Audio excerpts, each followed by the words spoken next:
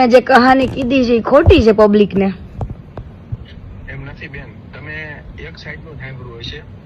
હા તમે ના ના ઇન્ટરવ્યુ માં લઈ આવશું ને તમ તારે ભાભીને લઈ આવશો તમ તારે, મને કઈ પ્રોબ્લેમ નથી. 100% કાંઈ વાંધો નહીં. ખાલી મેં કીધું વાત કરવી હતી. મેં કીધું બેન હું તમે કહેતા હોય તો હું સુરત મળવા આવું. હું સુરત નથી અત્યારે. અને બધી વાતચીત આપણે કરી એમ પ્રેમથી તમ તારે. હું કઈ એવું કઈ કહેવાય નથી માંગતો. હા પણ તમે બે સાઈડ થી આપણે હું એમ કહું. બેવ સાઈડ થી સાંભળેલું છે, તમારું સાંભળી જ લીધું છે ઓલરેડી. તમે તો મીડિયા સમક્ષ કીધું છે. મીડિયા સમક્ષ કીધું છે, 100% ની વાત સાચી છે.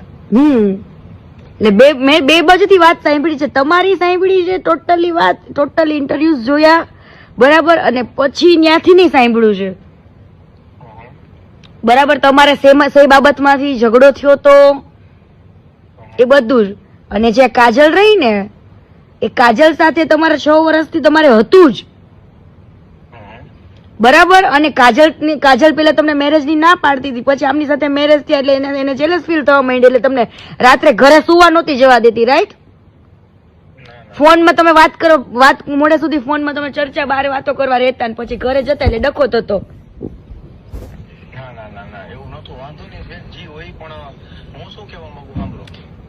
તમારે 7 વર્ષથી તમારી મિત્ર હતી તો લગ્નમાં કેમ ન આવી? હાલો ઈકો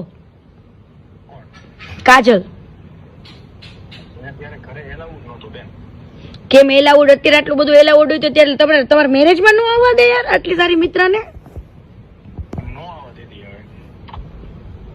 કેમ ન આવવા દે?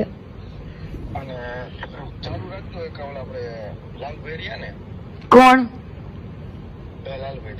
હા